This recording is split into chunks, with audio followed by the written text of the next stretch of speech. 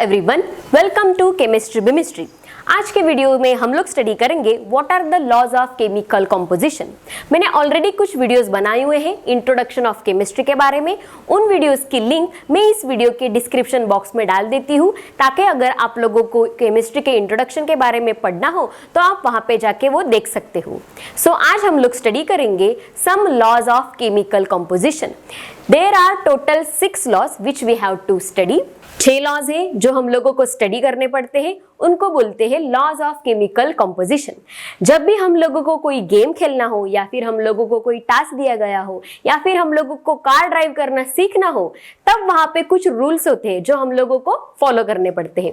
वैसे ही जब भी हम लोगों को केमिस्ट्री की बेटर अंडरस्टैंडिंग चाहिए, तब हम लोगों को कुछ लॉज को याद रखना पड़ता है। So these are certain laws which gives a better understanding of chemistry in a simplest way.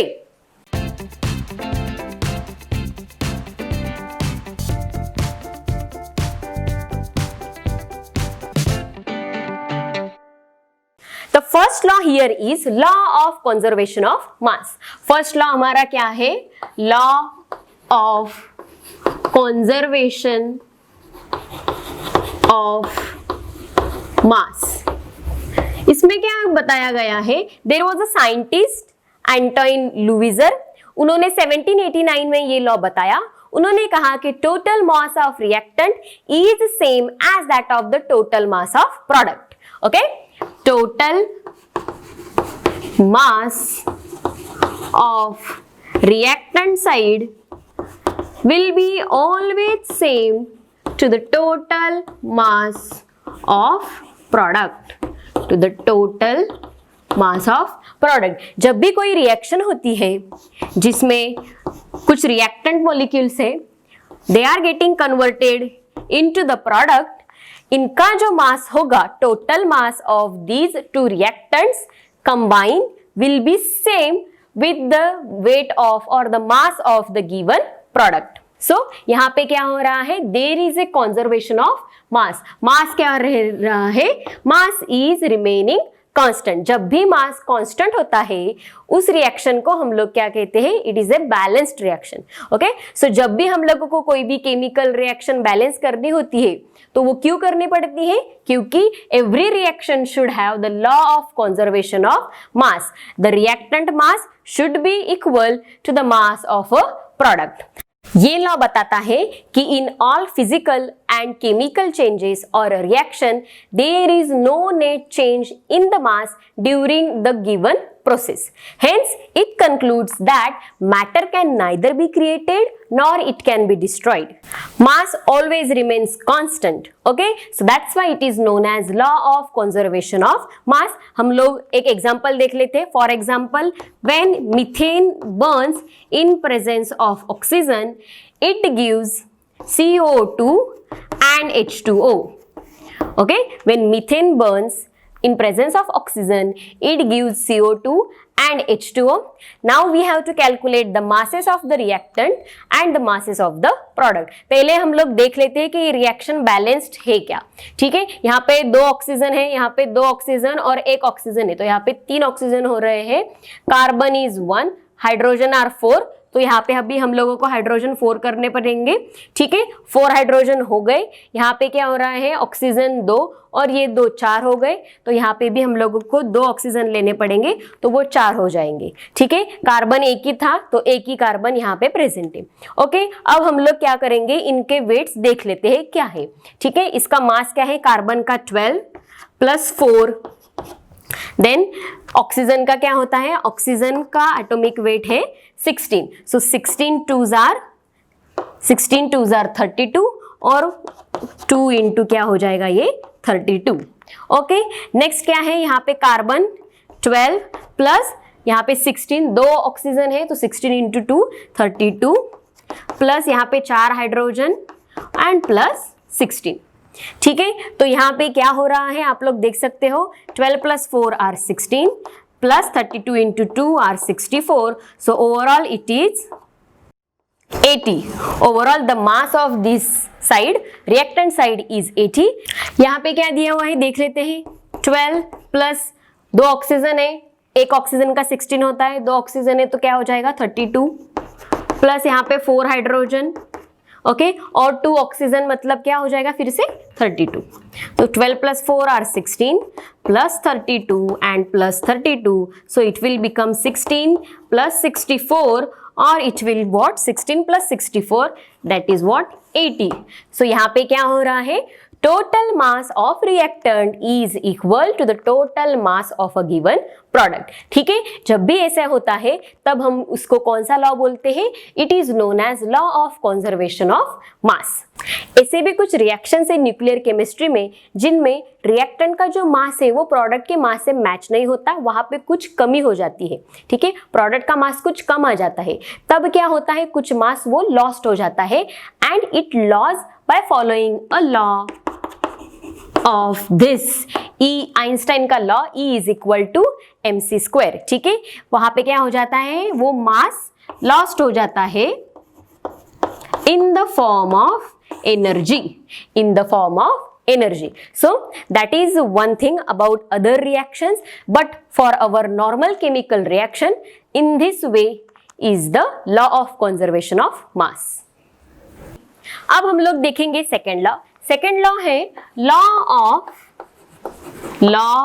Of definite proportion, law of definite proportion, या फिर उसको ऐसे भी कहा जाता है law of constant proportion, law of constant proportion. ठीक है, तो इस लॉ में क्या बताया गया है, a given compound always contain exactly the same proportion of the elements in a proper ratio.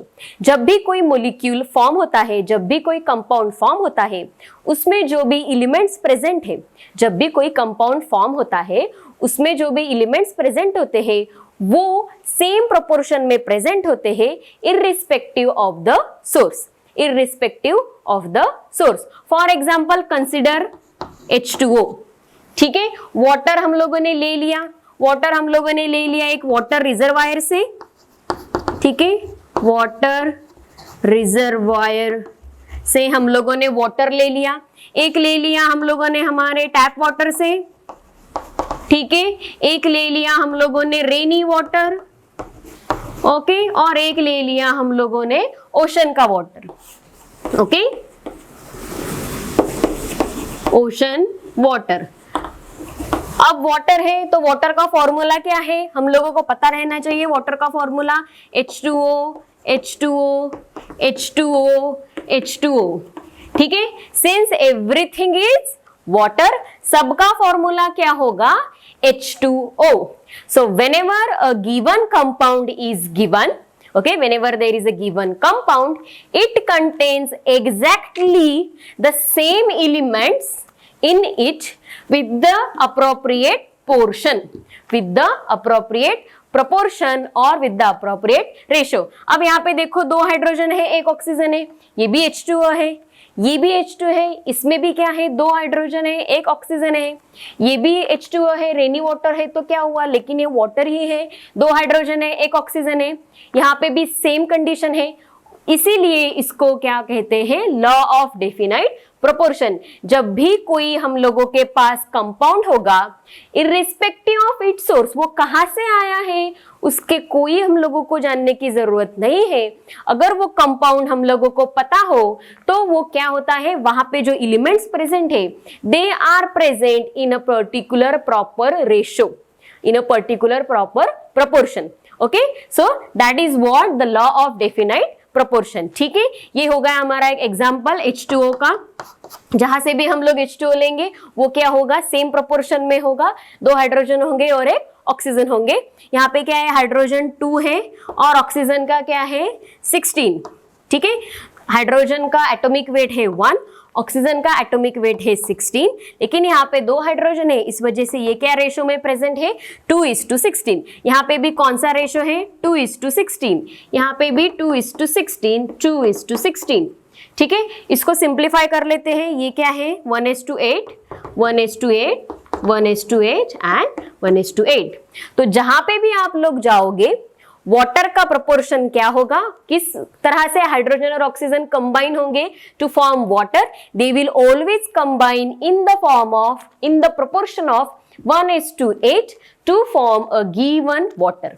ठीक है, कहाँ पे भी जाओ, कहीं पे भी चले जाओ, वाटर का प्रोपोर्शन क्या होगा, 1:80 होगा। और इस तरह से ये क्या है हमारा लॉ ऑफ डेफिनाइट प्रोपोर्शन। हमारा थर्ड लॉ है law of multiple proportion. Law of multiple proportion, इस लॉ में हम लोग पहले इसका लॉ देख लेते हैं। ठीक है, स्टेटमेंट देख लेते हैं। तो यहाँ पे क्या बताया गया है, ये बहुत बड़ा स्टेटमेंट हो गया, लेकिन ये बहुत ही इजी है। तो चलो देख लेते हैं क्या दिया है यहाँ पे। There are two elements which combine to form more than one compound. यहाँ पे दो एलिमेंट्स दिए गए हैं, वो क्या कर रहे हैं, वो कंबाइन हो रहे हैं और they are forming more than one compound. एक से ज्यादा कंपाउंड वो फॉर्म कर रहे हैं, दो एलिमेंट्स। वो कैसे फॉर्म कर रहे हैं, the masses of one element, जो मास है एक एलिमेंट का जो कंबाइन हो रहा है, fixed mass of the other element. दूसरा एलिमेंट फिक्स्ड है, जो एक एलिमेंट है उसके जो मासेस है वो कंबाइन हो रहे हैं दूसरे फिक्स्ड मास ऑफ एलिमेंट से, are in the ratio of small whole number. वो जो कॉम्बिनेशन हो रहा है इस एलिमेंट का, वो क्या है, उनके जो मासेस है वो क्या है, in a small simple whole number ratio में है। तो देखो हम लोग एक प्रॉब्लम यहाँ पे एक एग्जांपल कंसीडर कर लेते हैं। For example consider two elements, यहाँ पे टू एलिमेंट्स हम लोगों को कंसीडर करने हैं, hydrogen and oxygen. Consider there are two elements hydrogen and oxygen. Hydrogen और ऑक्सीजन से हम लोग दो मॉलिक्यूल्स बना सकते हैं, दो कंपाउंड्स बना सकते हैं। ठीक है, we can form more than one compound from hydrogen and oxygen and those are H2O, okay, and another one is H2O2। ठीक है, यहाँ पे क्या है, H2O है और H2O2, ऐसे हम लोग दो मॉलिक्यूल्स, दो कंपाउंड्स बना सकते हैं हाइड्रोजन और ऑक्सीजन से। There are two elements, they combine to form more than one compound. ठीक है, the masses of one element combining with the, यहाँ पे फिक्स्ड मास क्या है एक एलिमेंट का, ये यहाँ पे H2 है और यहाँ पे भी क्या है, H2 है। इसका मास क्या है, दोनों कंपाउंड्स में फिक्स्ड है। ऑक्सीजन का यहाँ पे क्या है, एक ही ऑक्सीजन प्रेजेंट है, यहाँ पे ऑक्सीजन क्या है, दो प्रेजेंट है। तो वहां यहाँ पे ऑक्सीजन का मास क्या हो रहा है, डिफर हो रहा है। तो हम लोगों को क्या देखना है, then the masses of one element combining with the fixed mass of the other element, उनका रेशियो हम लोगों को क्या मिलता है, it is always small whole number ratio. तो यहाँ पे क्या है, हाइड्रोजन क्या प्रेजेंट है, दो हाइड्रोजन प्रेजेंट है, तो इस वजह से यहाँ पे क्या हो जाएगा, इन दोनों का रेशो 2:16। ऑक्सीजन एक ही प्रेजेंट है, ऑक्सीजन का एटॉमिक वेट है 16, यहाँ पे हाइड्रोजन दो प्रेजेंट है, ऑक्सीजन भी दो प्रेजेंट है, लेकिन 16 into 2 there will be what, 32। तो वो रेशो हो गया यहाँ पे। ठीक है, तो ये फिक्स्ड मास हो गया। हम लोगों को किनका रेशो देखना है, वो जो अदर एलिमेंट है, वो जो कंबाइन हो रहा है फिक्स्ड मास से दूसरे एलिमेंट के, उनका रेशो हम लोगों को देखना है। तो यहाँ पे क्या है, masses of oxygen, masses of oxygen are 16:32 combining with a fixed mass of hydrogen, that is 2। ठीक है, तो इनका रेशो क्या है, 16:32 है, यानी कि क्या है, 1:2। So this is not a small whole number, ये क्या है, स्मॉल होल नंबर है। So this is what known as the law of multiple proportion. जब भी हम लोगों को कोई दो एलिमेंट्स दिए गए हैं, उनको हम जब कंबाइन करते हैं, तब क्या होता है, एक से ज्यादा कंपाउंड वो फॉर्म करते हैं, और जब वो एक से ज्यादा कंपाउंड फॉर्म करते हैं, तब एक कंपाउंड क्या होता है, फिक्स्ड रेशो में होता है, एक एलिमेंट क्या होता है, सॉरी, एक एलिमेंट क्या होता है, फिक्स्ड रेशो में होता है, और दूसरा एलिमेंट क्या होता है, एक कुछ स्मॉल प्रोपोर्शनेट रेशो में होता है, that is a whole number. वो हमेशा होल नंबर में होता है, वो कभी भी फ्रैक्शन नहीं होता है। ठीक है, so this is what known as a law of multiple proportion. ये जो लॉ है, लॉ ऑफ मल्टीपल प्रोपोर्शन, ये दिया गया था डाल्टन ने। ठीक है, लॉ ऑफ डेफिनेट प्रोपोर्शन जो था वो दिया था प्रूस्ट ने, और लॉ ऑफ कंजर्वेशन ऑफ मास जो लॉ है वो दिया गया था लेवेजर ने। ठीक है। ठीक है, एंटोइन लेविजर ने। नेक्स्ट लॉ है हमारा law of reciprocal proportion, law of reciprocal proportion. Okay, इस लॉ में हम लोगों को क्या देखना है, वो हम लोग पहले स्टेटमेंट लिख लेते हैं, इसको थोड़ा सिंप्लीफाई कर लेते हैं। यहाँ पे क्या दिया गया है, when two elements combine separately with the fixed mass of third element. Suppose करो हमारे पास टू एलिमेंट्स है, for example hydrogen and oxygen, ये दो एलिमेंट है, ठीक है। When two elements combine separately with the fixed mass of third element, ये दो एलिमेंट ने कार्बन के साथ एक मॉलिक्यूल, इसने इसके साथ एक मॉलिक्यूल फॉर्म किया, एक कंपाउंड फॉर्म किया, इसने इसके साथ एक कंपाउंड फॉर्म किया with the fixed mass of element 3। इसका मास क्या होना चाहिए, लेकिन फिक्स्ड होना चाहिए, ठीक है। इन दोनों का मिला के कंपाउंड फॉर्म हुआ CH4, इन दोनों का मिला के कंपाउंड फॉर्म हुआ CO2। इसमें कार्बन क्या है, एक है, यहाँ पे भी कार्बन क्या है, एक है, फिक्स्ड मास है कार्बन का दोनों कंपाउंड में, ठीक है। When the two elements combine with the fixed mass of the third element, then the ratio of masses in which they combining, okay यहाँ पे क्या देखना है हम लोगों को, ratio of masses in which they are combining with this. यहाँ पे क्या है, हाइड्रोजन का रेशो, यहाँ क्या है 12 है, कार्बन का एटॉमिक वेट, हाइड्रोजन का है 4, ठीक है। यहाँ पे क्या है 12 और 16 इंटू 2 आर 32, ठीक है। तो ये जो रेशो है 4 और 32, ये क्या है, ratio of masses in which they are combining. तो यहाँ पे क्या हो रहा है, hydrogen and oxygen are combining in the ratio of 4:32, ठीक है। यहाँ पे 4 है और यहाँ पे 32 है।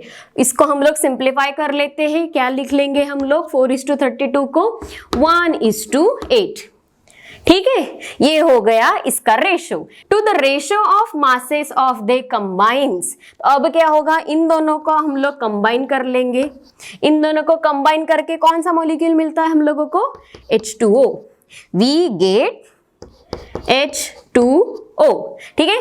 अब हम लोगों को H2O में जो मास है, जो मासेस का रेशो है वो देखना है। H2O में मासेस का रेशो कैसे है, 2:16, ये क्या है 2 है और ये क्या है 16 है।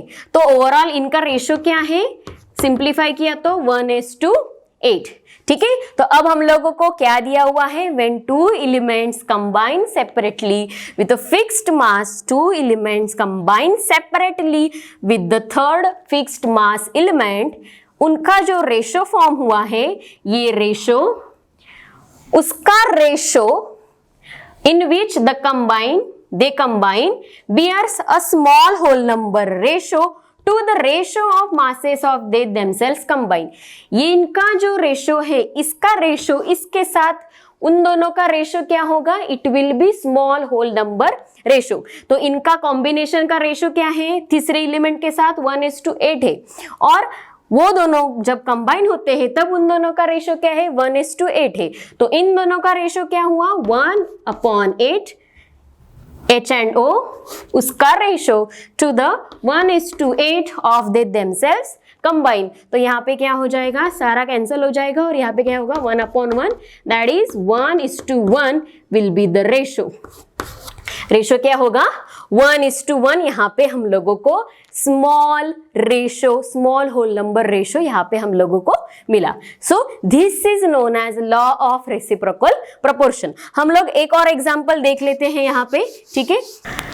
Consider here two elements which are carbon and sulphur, okay, they are combining with a fixed mass of the third element. Third element का मास क्या है, फिक्स्ड रहना चाहिए। तो ये दोनों मिला के एक कंपाउंड फॉर्म कर रहे हैं, ये दोनों मिला के एक कंपाउंड फॉर्म कर रहे हैं, जिसमें ऑक्सीजन का जो मास है वो क्या होगा, फिक्स्ड होगा। फॉर एग्जांपल CO2 और यहाँ पे हो गया SO2, जिसमें ऑक्सीजन का मास क्या है, कांस्टेंट है, फिक्स्ड है दोनों में भी, और इन दोनों मिला के एक फॉर्म कर रहा है मॉलिक्यूल, वो होगा CS2, ठीक है। अब यहाँ पे देख लेते हैं कार्बन का प्रोपोर्शन और सल्फर का प्रोपोर्शन कैसा है, ठीक है। कार्बन यहाँ पे क्या है 12:, इसका क्या है 32, यहाँ पे क्या है 32:32। एटॉमिक वेट क्या होता है सल्फर का, 32 होता है। तो यहाँ पे carbon and sulfur are combining in the ratio of 12:32. कौन से रेशो में कंबाइन हो रहे हैं? 12:32. इसको हम लोग सिंप्लीफाई करेंगे तो हम लोगों को मिलेगा 4:8. We will get 3:8. Sorry, 3:8. 4 3s are 12 and 4 8 are 32. ठीक है, और कार्बन और ऑक्सीजन, कार्बन और सल्फर का हम लोगों को मिल गया रेशो. अब हम लोगों ने ये जो दो एलिमेंट्स है इन्होंने themselves form one compound that is CH2. अब देख लेते हैं इन दोनों में का रेशो क्या है. CH2 में कार्बन कितना प्रेजेंट है? 12:32. सल्फर का एटॉमिक वेट क्या है? 32 है, लेकिन यहाँ पे दो सल्फर प्रेजेंट है, उस वजह से यहाँ पे क्या हो जाएगा? 64. तो यहाँ पे सिंपलेस्ट रेशो क्या हो जाएगा? 3:16. Okay, this is one ratio and this is one ratio. अब हम लोगों को क्या देखना है? The ratio between these two will be the small whole number ratio. तो क्या हो जाएगा? 3/8 divided by 3/16 will be equal to 16/8 is equal to 2:1. It bears, वो क्या कर रहा है? सिंपल रेशो फॉर्म कर रहा है, और वो क्या है? 2:1. So in this way is this law of reciprocal proportion. आपको याद रखना है कि यहाँ पे 3 एलिमेंट्स प्रेजेंट रहेंगे, और एक एलिमेंट, ये जो दो एलिमेंट्स है वो एक फिक्स्ड मास एलिमेंट्स के साथ एक कंपाउंड फॉर्म करता है और दूसरा कंपाउंड फॉर्म करता है, और वो दोनों एक दूसरे के साथ एक कंपाउंड फॉर्म करते हैं. इस तरह से 3 एलिमेंट से हम लोगों को क्या मिलते हैं? 3 कंपाउंड्स मिलते हैं. जब भी ऐसा प्रेजेंट होगा तब हम लोग कहेंगे कि वो कौन सा लॉ है? Law of reciprocal proportion. ये याद रखना है, यहाँ पे 3 एलिमेंट्स है, वो 3 कंपाउंड फॉर्म करते हैं. Our next law is Gay-Lussac law. In this law, this is the 5th law, Gay-Lussac law. In this law, when gases combine or produced in a chemical reaction, chemical reaction में gases combine हो रहे हैं या फिर gases produced हुए हैं in a chemical reaction, they do so in a simple ratio by volume. वो react होंगे, वो कंबाइन होंगे या फिर वो प्रोड्यूस्ड होंगे एक सिंपल रेशो में. वो किसका रेशो होगा? By volume.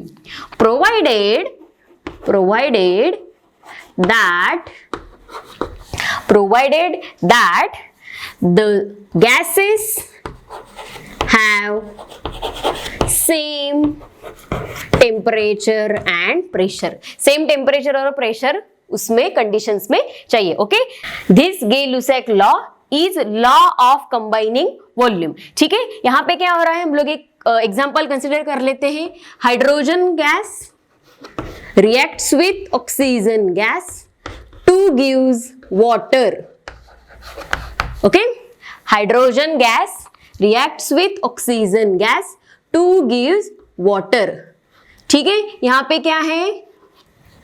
क्या हो रहा है? सब क्या है? गैसेस में प्रेजेंट है. ठीक है, यहाँ पे इसका वॉल्यूम कितना है? ये जो कोएफिशिएंट यहाँ पे प्रेजेंट है, दिस इज व्हाट? वॉल्यूम. यहाँ पे क्या है? 1 है, तो यहाँ पे लिखेंगे हम लोग 1 वॉल्यूम, और यहाँ पे है 2, तो यहाँ पे लिखेंगे 2 वॉल्यूम. ठीक है, जब भी हमारे पास 100 ml H2 है, ठीक है, वॉल्यूम में, तो वो क्या करेगा? 1 वॉल्यूम, 100 2 वॉल्यूम में था और ऑक्सीजन 1 वॉल्यूम में है, तो 100 डिवाइडेड बाय 2 आएगा यहाँ पे, तो क्या हो जाएगा? 50 ml. ठीक है, 100 ml H2 reacts with the 50 ml O2, 2 gives 2 volume. ये 2 वॉल्यूम, ये 2 वॉल्यूम सेम, तो यहाँ पे आ जाएगा 100 ml H2O इन गैस. ओके, सारे क्या है? गैसेस में प्रेजेंट है. इस रिएक्शन में जो भी कॉम्बिनेशन हो रहा है और गैस जो प्रोड्यूस हो रहा है वो क्या हो रहा है? एक सिंपल वॉल्यूम के रेशो में हो रहा है. That is what the Gay-Lussac law. ठीक है, नेक्स्ट एग्जांपल हम लोग कंसिडर कर लेते हैं. H2 gas combines with Cl2 gas 2 gives 2HCl gas.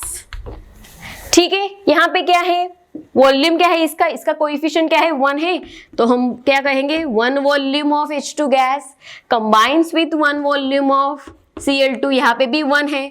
ठीक है, 2 gives 2 volume of HCl gas.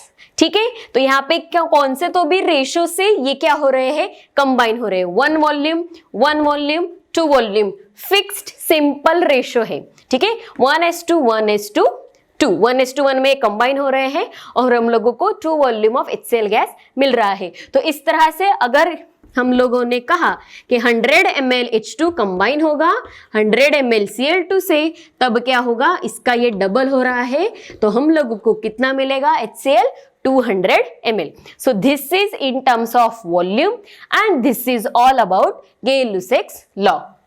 हमारा नेक्स्ट लॉ है एवोगैड्रोस लॉ। एवोगैड्रोस लॉ, वो एवोगैड्रोस लॉ कहता है कि equal volumes of all the gases, equal volumes of all gases at same temperature and pressure contains equal number of molecules. So this is the Avogadro's law. Consider one example in which suppose करो हमारे पास 100 ml H2 है। ठीक है, मेरे पास 100 ml H2 है एक container में और दूसरे कंटेनर में मेरे पास है 100 ml O2। ठीक है, एक H2 है मेरे पास एक कंटेनर में और दूसरे कंटेनर में ऑक्सीजन है। ठीक है, दोनों का वॉल्यूम क्या है, 100 ml है और 100 ml है। तो क्या होगा, ये मेरे पास है at the same temperature and pressure, constant temperature और प्रेशर में मेरे पास ये दोनों कंटेनर्स हैं, हाइड्रोजन का और ऑक्सीजन का। तो उसमें के जो नंबर ऑफ मॉलिक्यूल्स होंगे, हाइड्रोजन में अगर x amount of number of molecules present है तो ऑक्सीजन में भी कितने प्रेजेंट होंगे, x मॉलिक्यूल्स प्रेजेंट होंगे। This is known as Avogadro's law. ठीक है, सपोज करो अभी मैंने कहा कि 100 ml CO2 है। ठीक है, सेम टेम्परेचर एंड प्रेशर, यहाँ पे क्या है 100 ml, यहाँ पे क्या है 100 ml, यहाँ पे क्या है 100 ml, तो यहाँ पे भी कितने मॉलिक्यूल्स प्रेजेंट होंगे, x molecules will be present. ठीक है, सपोज करो मैंने कहा कि मेरे पास 10 ml ऑक्सीजन है। ठीक है, अब क्या हुआ, वॉल्यूम हो गया कम। ठीक है, तो ये नंबर ऑफ मॉलिक्यूल्स भी क्या हो जाएंगे, कम हो जाएंगे। वॉल्यूम किससे कम हुआ, 10 से वॉल्यूम कम हुआ, तो ये नंबर ऑफ मोल्स भी 10 से कम हो जाएंगे। ठीक है, अगर वॉल्यूम बढ़ गया, सपोज 200 ml O2 है, तो क्या कहेंगे हम लोग, नंबर ऑफ मॉलिक्यूल्स भी डबल होंगे यानी 2x। ठीक है, ये हो गया हमारा एवोगैड्रोस लॉ। जब भी हमारे पास दो गैसेस प्रेजेंट है या फिर equal volumes of gases present है, ठीक है, if we have two equal volumes of gases, they will always contain equal number of molecules. equal volume के जो gases होंगे उनके क्या होंगे, equal number of molecules होंगे। और इससे ही एक हम लोगों को रिलेशन मिलता है कि volume is directly proportional to the number of molecules. यहाँ पे एवोगैड्रोस ने क्या किया, एटम्स अलग होते हैं और मोलिक्यूल्स अलग होते हैं। वॉल्यूम जो है प्रेजेंट कोई भी गैस का, वो किस पे डिपेंड होता है, it is directly proportional to the number of molecules. जब भी दो गैसेस प्रेजेंट है, उनके अगर वॉल्यूम सेम हो गए कुछ सेम टेम्परेचर और प्रेशर पे, तो उनके नंबर ऑफ मोलिक्यूल्स क्या होते हैं, वो भी सेम होते हैं। सो this is what Avogadro's law. Okay, so this is all about the law of chemical composition. ये सब क्या थे, हमारे लॉ ऑफ केमिकल कॉम्पोजिशन थे। ये बहुत ही इंपॉर्टेंट है अगर हम लोगों को केमिस्ट्री पढ़ना है हो तो, इसलिए मैंने आप लोगों को ये एक्सप्लेन किए हैं। अगर आप लोगों को ये वीडियो अच्छी लगी हो तो प्लीज लाइक कीजिए, आपके कुछ डाउट्स होंगे तो आप कमेंट कर सकते हैं, and please subscribe to my channel chemistry bimistry. Thank you.